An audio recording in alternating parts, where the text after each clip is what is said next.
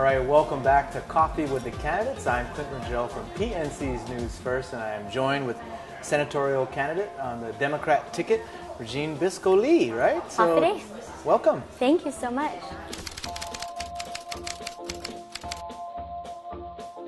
All right, Régine, thanks for joining us. To get things started, let's start with some easy questions, some icebreakers. Okay. All right.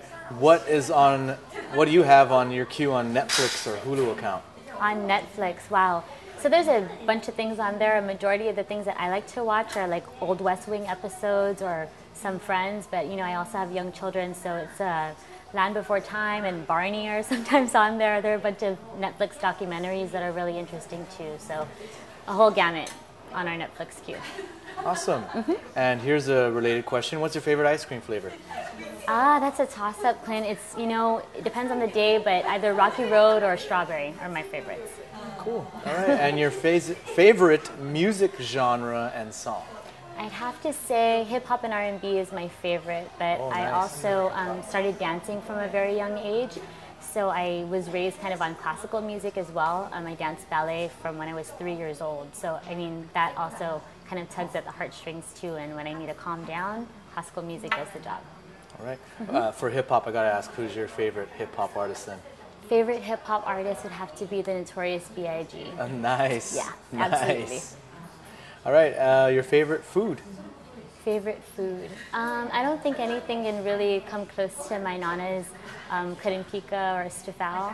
I really love that. But I also like a nice salad with some local lettuce. That's also really good. Cool. All right. Do you have any hobbies? Oh yeah, I have a ton of hobbies. I really enjoy spending quality time with my family. I enjoy traveling. But I also really enjoy dancing. I do some paddle boarding and spending a lot of time in the ocean. So yeah, when I'm not busy doing things, that's where you can pretty much find me.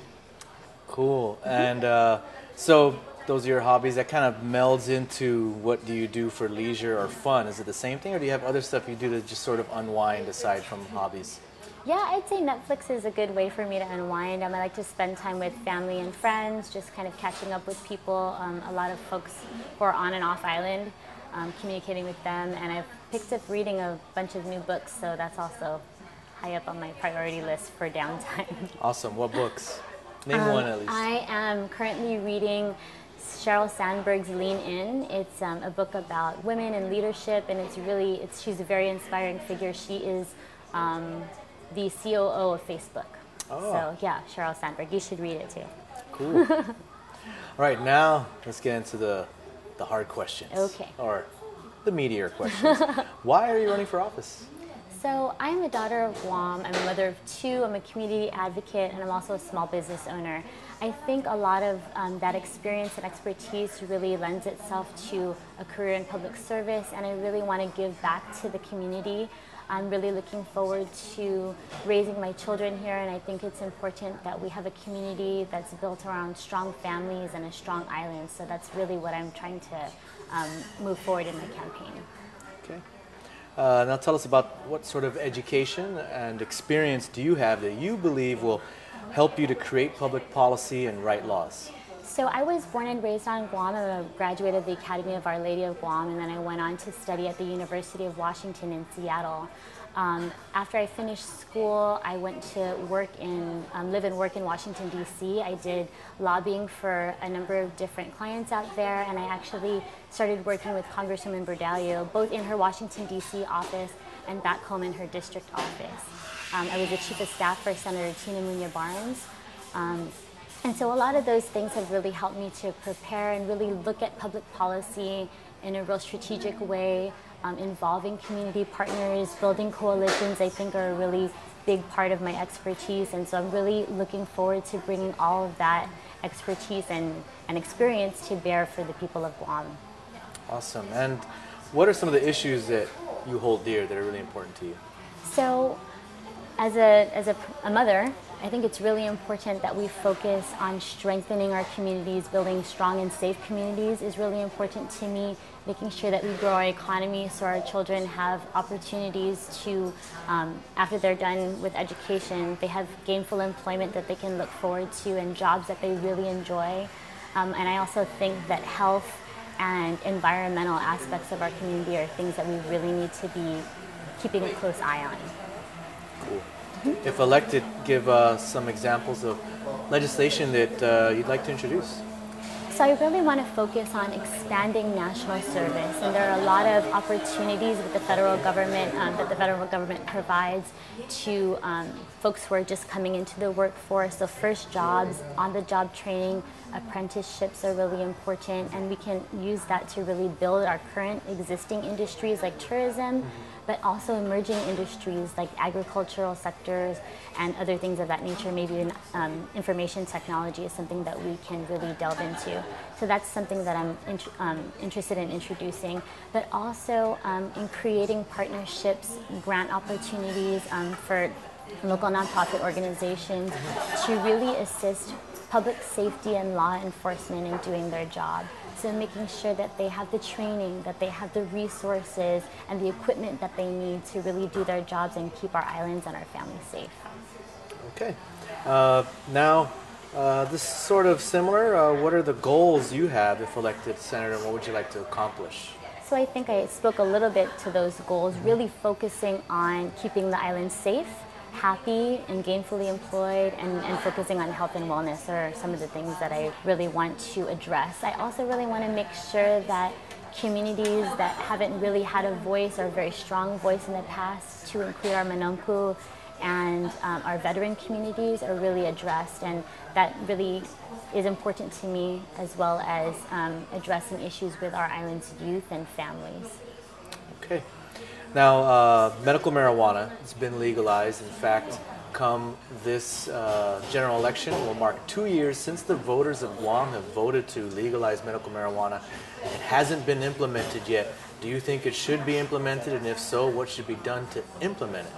I absolutely think it should be implemented. I think, like you mentioned, over 2 years ago, this was on the ballot, and by an overwhelming majority, people voted to